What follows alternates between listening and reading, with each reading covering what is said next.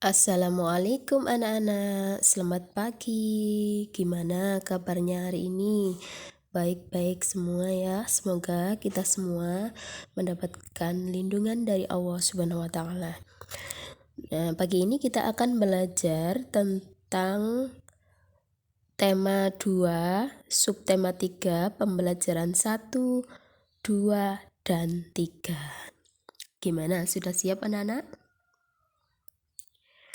Nah, sumber daya alam itu ada dua macam, yaitu yang dapat diperbaharui dan tidak dapat diperbaharui. Yang dapat diperbaharui memiliki ciri-ciri jumlahnya melimpah, mudah ditemukan, dapat diperbanyak. Yang tidak dapat diperbaharui, ciri-cirinya jumlahnya terbatas, tidak dapat diproduksi kembali. Sumber energi yang berasal dari minyak bumi dan gas merupakan sumber energi yang tidak dapat diperbaharui. Sumber energi ini memiliki ketersediaan yang terbatas dan suatu saat akan habis. Manusia memerlukan sumber energi lain atau energi alternatif anak-anak. Untuk memenuhi kebutuhannya, sumber energi alternatif berasal dari sumber energi yang dapat diperbaharui, contohnya sinar matahari, angin, air, panas bumi, gelombang laut, dan bio. Bagaimana membuat layang-layang? Nah, bahan yang dibutuhkan, ini layang-layang memerlukan energi alternatif anak-anak. Ayo kira-kira energi apa? Yaitu energi angin ya, untuk menerbangkan layang-layang. Bahan yang dibutuhkan apa saja? Yang pertama, kertas koran bekas berbentuk persegi ukuran 30 x 30 cm. Bambu ukuran lebar 1 cm, panjang 80 cm. Yang ketiga, bambu ukuran lebar 1 cm, panjang 40 cm.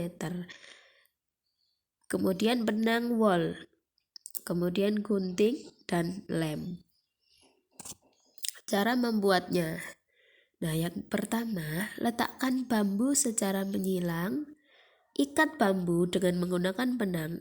Ikat keempat ujung bambu dengan benang. Letakkan ikatan bambu di atas kertas koran. Jiplak. Tambahkan 2 cm untuk garis gunting. Gunting kertas koran tepat di atas garis. Rekatkan kertas koran sampai menutupi bambu.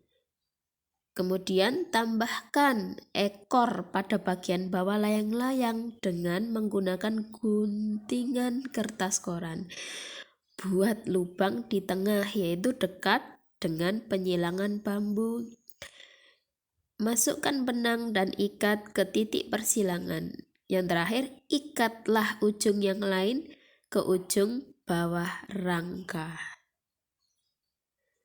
Sumber energi alternatif merupakan sumber energi yang bukan sumber energi tradisional.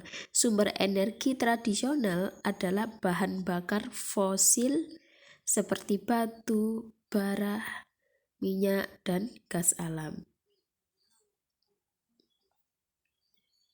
Matahari merupakan sumber energi utama di bumi. Hampir semua energi yang berada di bumi berasal dari matahari. Matahari, energi panas yang dihasilkan dapat digunakan untuk memanaskan ruangan, memanaskan air, dan keperluan lain. Angin adalah gerakan udara di permukaan bumi yang terjadi karena tekanan udara. Angin telah dimanfaatkan sejak dulu sebagai sumber energi alternatif pada perahu, layar, dan kincir angin tradisional. Air. Nah, energi alternatif air yang deras merupakan sumber energi gerak energi itu biasa dimanfaatkan sebagai pembangkit tenaga listrik. Air itu pembangkit listrik tenaga air atau PLTA ya. Panas bumi, energi geotermal merupakan energi yang berasal dari panas yang disimpan di bawah permukaan bumi. Pusat bumi terbentuk dari lapisan batuan yang sangat panas. Gelombang air laut saat memecah di pantai menghasilkan banyak energi. Energi ini dapat diubah menjadi energi listrik. Anak-anak, ini ada contoh tanaman jarak sebagai energi alternatif juga.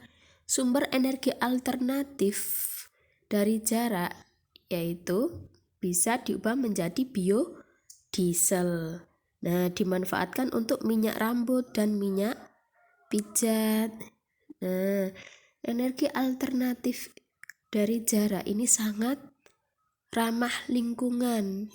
Bisa digunakan sebagai bahan bakar alternatif pengganti solar ya. Dan pemanfaatan minyak jarak ini telah memberikan kesempatan yang baik dalam bidang pekerjaan. Pemanfaatan minyak jarak harus disesuaikan dengan kebutuhan ya, agar tidak cepat habis. Nah, apakah penggunaan energi alternatif bisa mengurangi kerusakan lingkungan? Jawabannya apa ayo?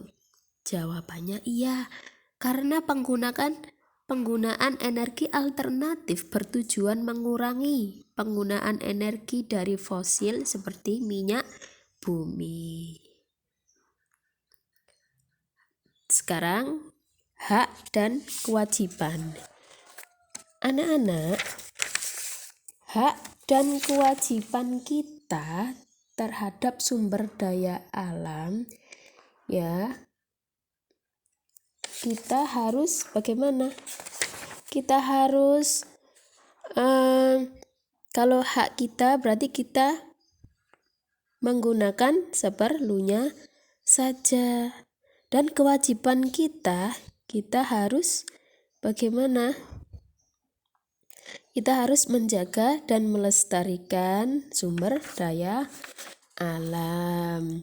Nah, contoh hak kita terhadap sumber daya alam seperti air bisa digunakan untuk mandi, minum, dan mencuci. Digunakan seperlunya saja. Dan kewajiban kita harus menghemat air tersebut.